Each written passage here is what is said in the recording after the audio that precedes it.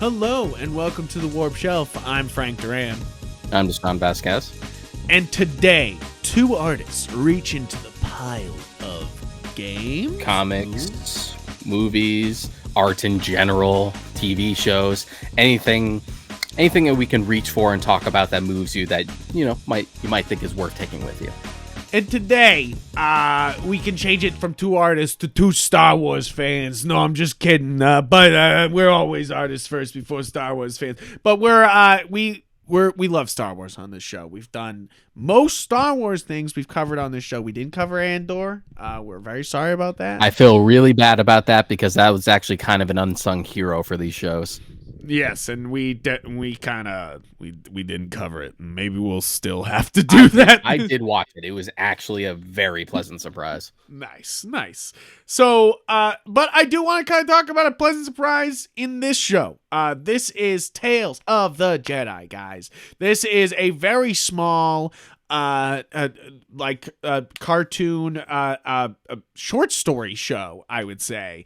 It's very much set in the Clone Wars universe, set as with the same art style, but it's kind of wherever they want in the timeline, really. Is kind of the way I would put it. Is it's wherever they want to put in the Star Wars timeline, they get to with these animated episodes. And that's what's really fun about this, is that we're able to be shown these Star Wars moments that are inherently hard to animate, and they to do in live action, and they're able to do it animated and do it justice.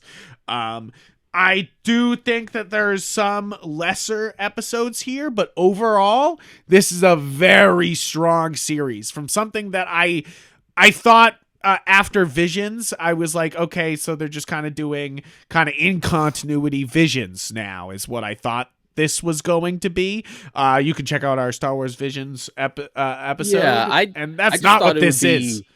I mean, it's taking the name Tales from the Jedi from the old Legends mini series that they used to do at Dark Horse. Yeah. The idea that they're just kind of side stories and the like to fill in gaps or whatnot. So I figured that's what this was going to be. I just didn't know what the focus would be until they started advertising it. Yes. And it's definitely a bunch of Jedi focused stories. And basically the fall of Count Dooku is pretty much sprinkled throughout this, which I love because we can never get what's his name, the actor who played Count Dooku. Oh my god, Christopher Lee. Christopher Lee sadly passed away a long while ago, and we can't do anything more with him. And Count Dooku is such an interesting character, and we never got to see young Count Dooku, and that's the joy of this show, is that we get to see young Count Dooku and kind of his fall from grace from the council, and him, what happens almost directly after Qui-Gon's death. You're like, holy shit. We're gonna go episode by episode of this because it's such a short series. And we're kind of doing a mini episode on this.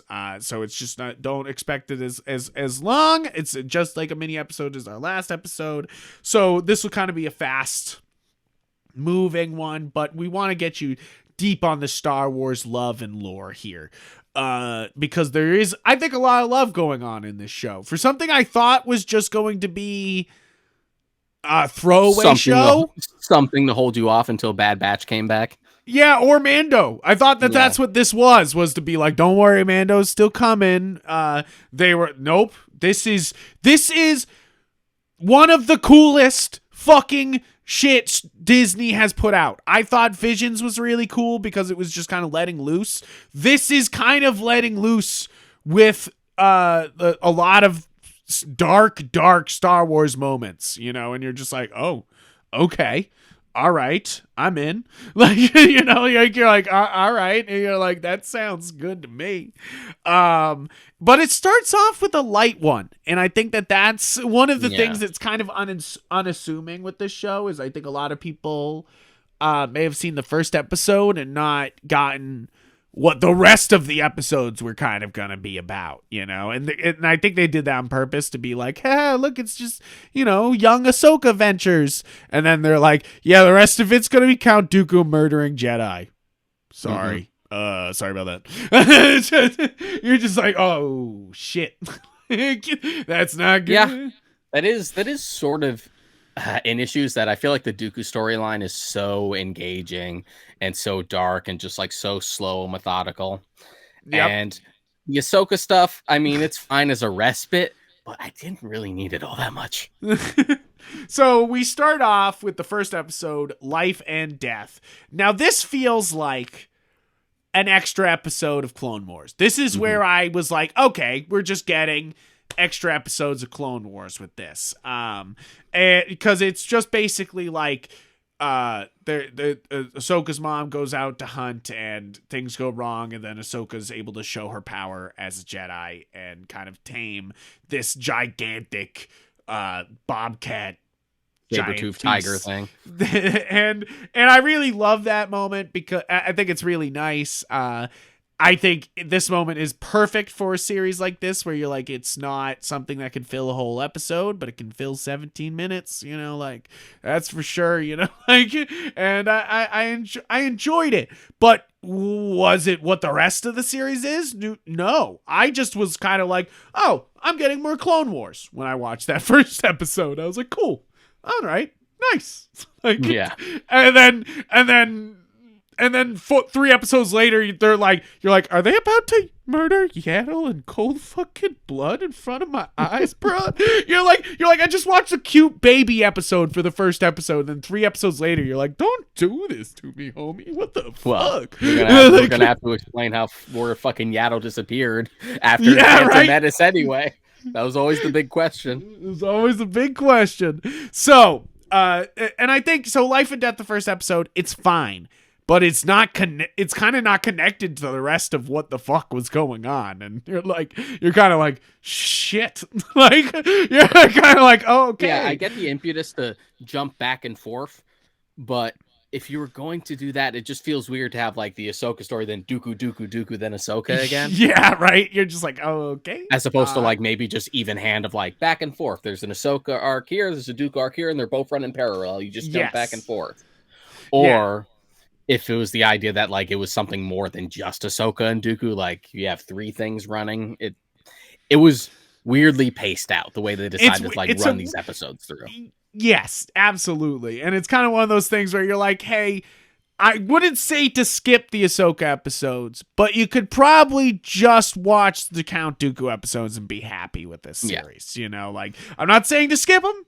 If you're a Clone Wars fan, this feels required. You know, like, you're just kind of like, cool things you didn't know about Ahsoka, you know, like, but let's get to the goods, because we start off with something absolutely surprising that we saw in the trailer, but I think that's what made me absolutely intrigued with this series, is episode 2, Justice, is young Count Dooku and young Qui-Gon, like apprentice Qui-Gon, facing off against like a corrupt fascist senator in the Senate. And he's kind of like exacting his revenge on these people, and the Jedi kind of have to step up to stop them from doing it. And it's a very like, it's definitely a moment where you can see that Dooku loses faith, you know, like is basically it. Is like, he's sent there being like, I'm a tool of the Senate. All right, fuck, goddamn. And then he's kind of faced that the Senate is being used as a tool for evil, and he's like, well, no, that's not what I signed up to be a Jedi for, you know, like, and they're yelling at me. Like, you serve the Republic. Just like, no, we serve the people. Yep. And I love that. I love that because it's one of those things that Dooku's just this kind of like classic villain in the actual movies, you know, like where it's just kind of like, oh yes, a classic Sith, but with a pass to you know, Obi-Wan and Qui-Gon, you know, like, and now it was really just like George Lucas being like, I grew up with the Hammer horror films. I want Christopher Lee in a cape to have a lightsaber. Exactly. And to humanize him in these episodes is so great. And I think that's what makes this so strong. And there's a lot of Anakin parallels there too. Yes, exactly. Where he's just like losing all that's the crazy thing, is that they like kill each other, and they drive each of them towards the dark side, you know, like Anakin and Dooku's path are like sort of connected. And I kind of love that, you know, like that's where you're kind of like, yeah, everyone hates on Disney, but they don't like to talk about shit like this where they're fucking knocking it out of the fucking park, you know, with Star Wars connections. I mean, you could argue it's less Disney and more Filoni. Disney's just footing the bill. Disney's just footing the bill. But, you know, people all the time online are like, oh, Disney Star Wars is bad. When there's been like genuinely great projects under this umbrella. Like, I know you're still salty about Rise of Skywalker, like, as if there isn't a million other good Star Wars things for you to enjoy. Exactly. Or they're pissed about the guy spinning in Boba Fett. They're like, ah, like, and you're like, it's okay. There's a lot more. That's the thing now. There's a lot more Star Wars. You don't have to be pissed about every inch of the Star Wars. Like, it's gonna be okay. All right, but this is, I think, a really cool episode. First off, because you kind of see Dooku lose faith, but also use kind of like his dark side powers for the first time, quote unquote, you know, on the senator by like choke holding him from super far away.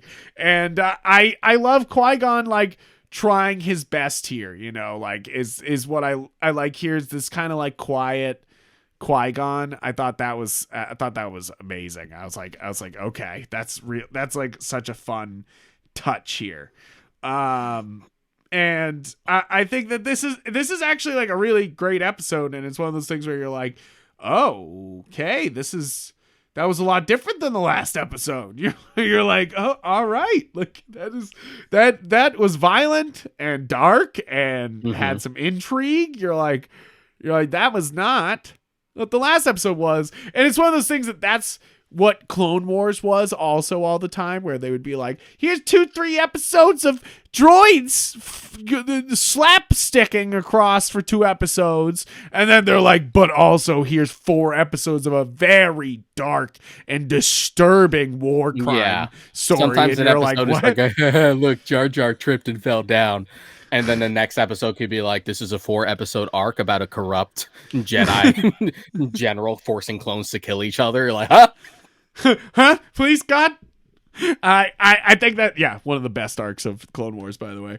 And that's what's, I think, crazy about this is that you have, and we were already saying it, you have the Ahsoka episode first, but then they do basically three episodes in a row of just Count Dooku, and you're just like, okay, that's a little bit of a whiplash. Like, oh fuck, like, and they just keep on it too. So next episode after that is episode 3, Choices. Now this is I was so hyped for this because the last one, it was cool to see young young Qui-Gon, and Qui-Gon. But it's one of those things that, like, you kind of like, well, I want to see Dooku interacting with another master. And then to get a story of how Windu gets his, like, mastership on his seat on the council. How he gets his seat on the council. It is such a great missing piece of this puzzle that I had, like, never really thought about, that they don't really talk about in Clone Wars, about how he, like, became went from being just a Jedi to being a master, and you're just like, oh, okay. And I like that we get that story here. I feel like Mace Windu's just one of those characters that we never get enough of, because he's like, you're so cool, but we know nothing about you. Right? We know nothing. I think they do. I think they do a great job with this episode because it's more intrigue. It's more political. Like deep political drama, you know, like, and you're just like, okay, all right. I think it shows. I think that's the thing is, like, if you had never watched Clone Wars before, this is actually a great way to get you be like, is the rest of the show like this? And you're going to be like, mostly. Go watch it. Like, yes and no. Yes and no. Because I think that's really it, is that this is kind of like a microcosm of that show where you're like, Ahsoka trying to be a better Jedi to Dooku and Mace making dark decisions, and you're just like, the blurry line between justice and oppression. Now I thought what do you think in this episode? Did Mace Windu make the fucking right choice here, or did Dooku make the right choice here in this episode? What do you think? It's a tough one. It's a tough one. It's even just putting it out of my mind that, like, well, we know where Dooku ends up after this. Yeah, right. Because of the choices he's continued to make. I could see it as a choice that might be challenging, but maybe not inherently corrupt someone. Yeah, right. So it's a tough one. It's great because it has consequences. I think they did. It's like, that's the thing. They had to slap these Dooku episodes together because you're like, the first episode is him losing his faith in the Senate and the Senate they're serving. And to a next episode, which to Mace is just like, oh, we had one corrupt senator. That doesn't mean anything. To Dooku being like, this is a clear example of what I have been talking about, like this is, like, and to Mace it's just kind of like, we stopped that bad guy. And and Dooku's over there like, yeah, he's a symptom of a much larger cancer that I'm going to carve out somehow. Probably like 60-40 like Dooku to Windu, because I'm also thinking about like I'm also thinking about Luke in The Last Jedi being like, let me tell you why the Jedi Council were a fucking bunch of fucking idiots. Yeah, right. He's like, hey, let me lay this down for you. Right? Let me attach it for you. And then the best episode in this entire thing, the reason why you're here, the reason why you're listening, you either watch this series or you're listening to this to try to find out if it's a good series, is episode 4, the Sith Lord. This is a fantastic. This is peak, baby. This is fucking peak. I'm chuckling to myself because when I watched this again recently to refresh myself for this, because this came out 4 months ago and you're just now watching it, Frank. I know. I was getting hype from Mando. When I watched it with Alex, and one of the things we love to make fun of is Sam Jackson's delivery of a Sith Lord in Revenge of the Sith. A Sith Lord. I think Chancellor Palpatine might be a Sith Lord. A Sith Lord. It's like, Lucas, learn how to direct. That is such a weird line delivery. It's so funny. So when the title card came up for the Sith Lord, Alex, the Sith Lord. So funny. Oh my god, this is a great episode. This is awesome. This is a chef's kiss in my book. This is great because you have the story of Yaddle, and like kind of her death is basically it.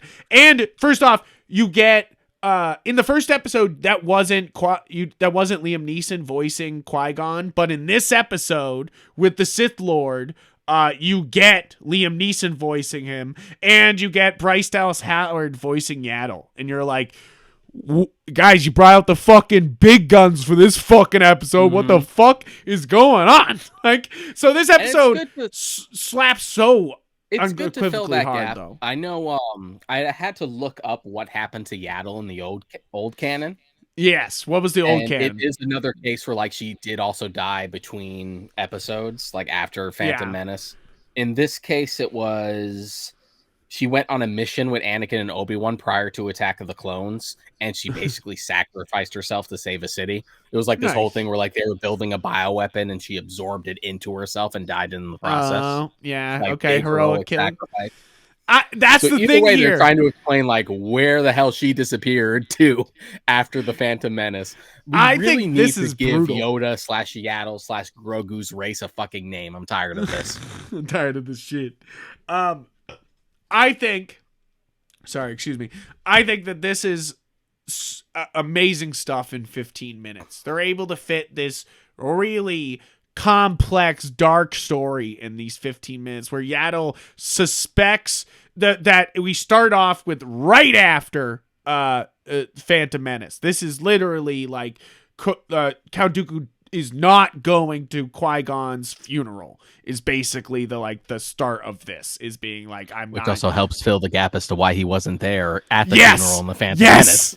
Yes, which I was like, genius. I fucking love that. And I love that this is the straw that breaks his back. He's like, I lost my apprentice. I lost this guy that I put all my knowledge into, like like this is what breaks me. And it's kind of like, it's kind of like more allusions to Anakin, more allusions to... And also the idea that, like, Qui-Gon had a reputation for, like, going against the Council's wishes, which I wonder where he picked that up from. Yeah, right? You're like, I wonder.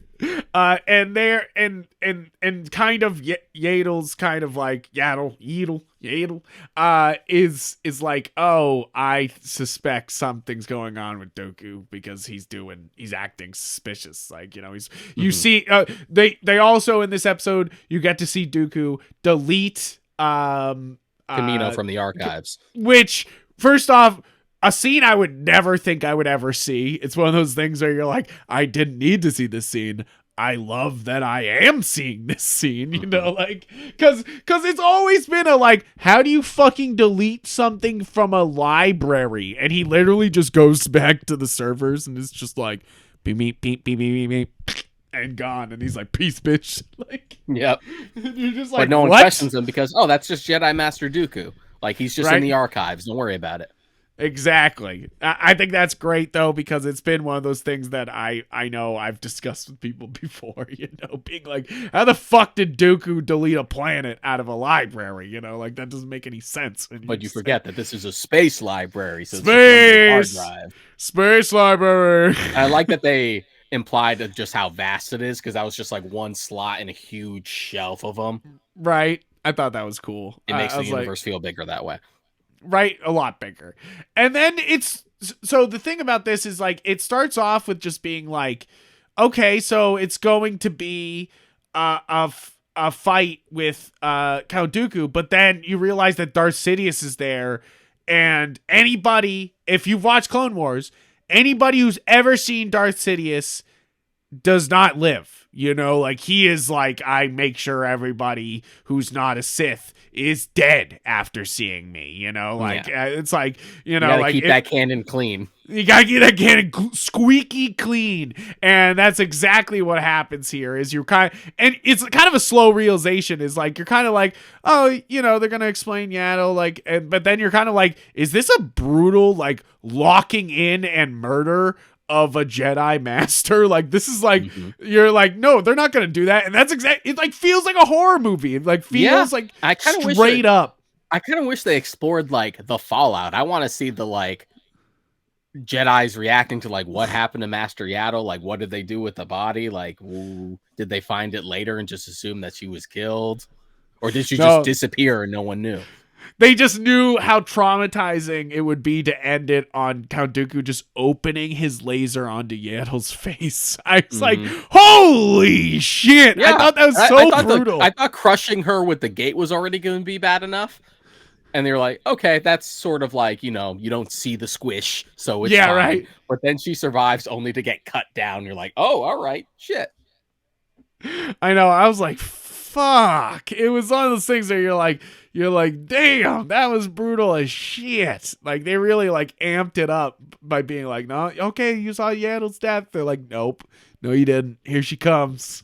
You're just like, oh. And how many lightsaber deaths have we gotten where the lightsaber is not active beforehand? It's like literally activating it into somebody. That does not happen often in Star Wars, where they activate the saber into people. That is not it's usually sabers are active and they're fighting and then they stab somebody, not like literally off to kill. He really do the Kylo Ren thing though. He did activate the saber and slice down on her while she was prone on the ground. Yeah, true. He didn't. It's just, it's so brutal. I was just like, fuck me, dude. First off, Yaddle's so cute and you're just like, what the fuck? Why? Like, you're like, damn, why'd it have to be so brutal? Like you said, the old canon one is so just like wholesome, where you're like, yeah, you gave her a nice send off. Here you're just like, no, Dooku is showing his absolute like evil side here, where he's just like straight up murdering a Jedi master, and you're just like, oh, okay. You die alone with no one to help you while you were trying to save someone. Yeah, you're just like, Jesus Christ. I thought that's the absolute peak of this series. This is the best episode. This is the reason to watch. You probably already knew that beforehand, but it's amazing. It's dark. It's fucked up. It's like, it's something it's something you don't expect from an animated show is basically it, especially from Star Wars. You're like, we're not swashbuckling through space at the moment, are we? Like, you're just like, no, we are not. Like, we are stabbing people in back alleys. What the fuck? And then next up is actually it's the Ahsoka episode I don't hate. I don't hate this. I think that the practice makes perfect episode where Anakin goes, that's a stupid training exercise for you to do, Ahsoka. Let's go do a much more serious real life, kind of eerily reminiscent training exercise for Ahsoka. You're like, it's like she has to guard herself against 10 troopers shooting at her at the same time, and you're like Order 66. The only thing that weirded me out about that is that they used the closer of her and Rex walking to confront the troopers right before they escape the ship, instead of the actual Order 66 moment where she's surrounded by the troopers and being constantly fired at, and that's the well, we already seen that. We've seen that, right? Like, she somehow gets away from that moment, and we never actually see it. So you're kind of like, I kind of like that they kind of leave that mystery, and you're kind of like, oh, you don't need to see it because now we see the training of her being able to block all those guys. I still feel like you could have still shown it, but from a different perspective, or maybe like the lead up to Order 66 again, and that's where it cuts because you know where that ended up. Yeah. I think it's cool because it's like we kind of see the move that saves her life and brings her into current continuity, you know, like I think that's really cool. I think that this is it's like the other Ahsoka episode felt very like, okay, yeah, sure. You know, like this feels essential. This feels worth it. It's also the shortest of all the episodes at 10 minutes long. And so I don't mind it at all. 10 minutes? Fuck yeah.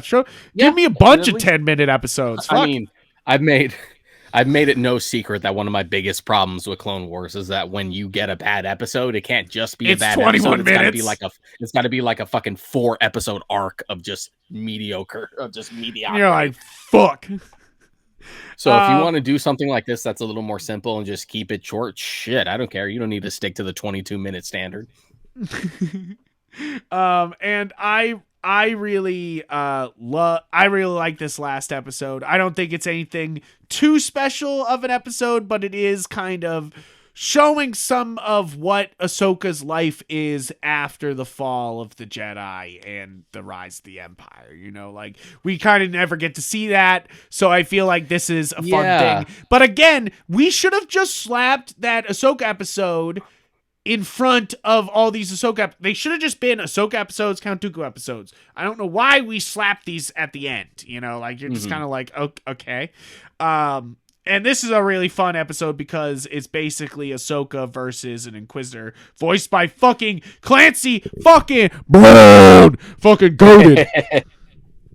This is actually like elements of this are like taken from a standalone novel that they had made.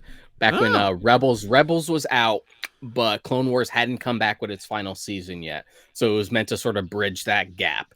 But it's already been a little retconned to death because we actually got the Clone Wars final season, and this also contradicts it a little bit. But there is a moment in that novel where Ahsoka like confronts an Inquisitor for the first time. And she uses that name too, the Ashayla in that book. She uses the alias she's using in this episode, the Ashayla. I think that this episode's at the best of the Ahsoka episodes, of course. I think the other people will think that the 10-minute episodes it's more streamlined, but I think this one's a lot of fun because we get to see kind of Ahsoka's evolution as a Jedi because she's like also advanced as far as Obi-Wan, you know, like where Obi-Wan gets to like fight Darth Maul and Anakin during these times. We also have Ahsoka being able to just like tear an Inquisitor apart in a second, you know, like, and you're just like, holy shit, like, you know, like, which I really liked that she kind of had like Obi-Wan's like very calm, just tear this person apart kind of demeanor about it, you know, like instead of Instead of it's some almost big, a shame just like, because flashy battle. this is like one of the cooler Inquisitor designs. I'm like with the fucking like plague mask. I'm like, that's so dope. Damn it, Eddie's gone. And he's dead. And he's dead. I know. That's my only thing about this episode, where you're just like, wow, you introduced a really cool thing. When I saw the first picture, though, I did think it was Darth Raven, and I was like, are they really going to do, like, the last episode, just a random throwback to the Old Republic? Like, I was like, oh, yeah, give it to me, baby. Yes, exactly. Put a pin in that. About something similar. But I did think when I first saw the image, but now that I see it now, I see that he's holding an Inquisitor saber. Mm-hmm. But I think that this is a cool episode. There's not much to say other than Ahsoka rips this guy apart, and that's really fun. I think that this is the best of the Ahsoka episodes, other than how streamlined the other one was. And I think that this kind of caps off the series in a fun way. Phil Lamar is voicing Bail Organa here. And I think that it's good shit. It also has that scene like right at the opening where you get to see Ahsoka attend Padme's funeral, which I thought was very sad and nice. Where they were like, "Why did you come back?" And she was like, "She was my friend." And I thought that was great, because you do see that in the Clone Wars show, like you do get to see her being friends with Padme, and you're just like, "Dang, that does suck." Like. That sucks. Ahsoka just basically loses everything, Same as Obi-Wan, like they just lose everything. As far as like the macro level is concerned, I do love. We had talked about how this feels like it's able to be darker, because even Bad Batch feels a little more on the Clone Wars side sometimes, or like I mean, it's the moment you put a kid in the cast, that's what's gonna happen. Yeah, I started watching the new season, and they made her older, which I'm sort of okay with. I don't know. It's still like, why do we need Nova here at all? But like you're just like, whatever, keep moving. Omega, sorry, I said Nova, but Omega. It's like you're kind of like, come on, let's keep moving forward. But the fact that this can be in its own little bubble to sell short stories, even if they're a little darker, because we're not really affecting too much. This is stuff we just haven't seen before, and. God, Kevin Kiner, I had mentioned this when we did the Clone Wars episode, but he has evolved so much as a composer. Like I had said that some of his tracks in Clone Wars final season specifically sound like they're out of they have like a real Hans Zimmer-ness to them. Like a lot of the tracks in like the final couple I did episodes like with the Maul, music in this series. the stuff with Dooku sounds like it's straight out of Blade Runner 2049. And I'm glad, because with the Clone Wars in its original run, that soundtrack was very much just trying to do the John Williams thing. And I feel like we're slowly, finally just trying to move away from that. As iconic as it is, I want composers to bring their own stamp for it. Like Star Wars is bigger than just one style of composition. Exactly. It can do a lot of things. And I think Mando shows that, Exactly. I think as far as... Sorry, no, I was just going to say, as far as beyond just the actual episodes, since we've pretty much covered them all, the thing that's almost more exciting than what we actually got here is the potential for a show like this to be an anthology. Yes. Like you had mentioned, like thinking that Inquisitor was Darth Revan. That's sort of like what I see as the potential for the series, is that we can tell stories beyond just the Clone Wars era. We can go to different time periods that we've never seen. We can also adapt more Clone Wars stories that never got to be done. Like Dark Disciple is one. Yes. That was the storyline that ended Asajj Ventress's character arc, which never got to be produced because the show got canceled, and then they just turned it into a novel. It's a great fucking novel, but I want to see it readapted. It's what we should have gotten in the Clone Wars final season, to be honest, instead of the fucking Martez sisters nonsense. You can't have sex. No. They can still kiss. They can't do that.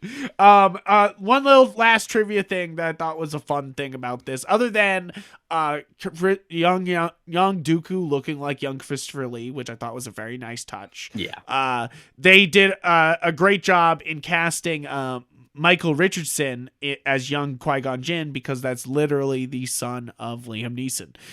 So you're like, that's pretty fucking good. And I think the other thing that's funny is Dave Filoni was writing these out as fun little ideas during his commute to and from the Mando set. And I thought that's kind of funny. So final thoughts, Deshaun? like I said, I want this to expand more. I want it to be a little bigger. We don't need to just stick to the Clone Wars era. Let's tackle stuff from all different eras.